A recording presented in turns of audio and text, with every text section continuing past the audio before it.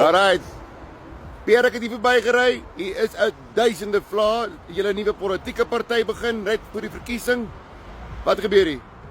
Weet jy wat, Albert, Just Imagine eiendomme hou gereeld 'n padskou van soorte.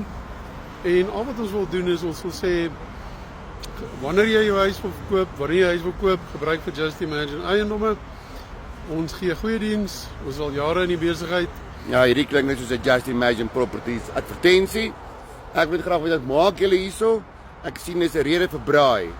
Ja, ag ons het net 'n bietjie van terwyl ons nou ons plan goed hier op het. En ja, dis regtig net 'n bewusmakingsaksie. En ons wil regtig die publiek uitnooi en sê as jy jou huis wil verkoop, as jy wil koop, gebruik ons. Ons help graag. Okay, en as julle stem in die verkiesing, stem vir Just Imagine Properties. Absoluut.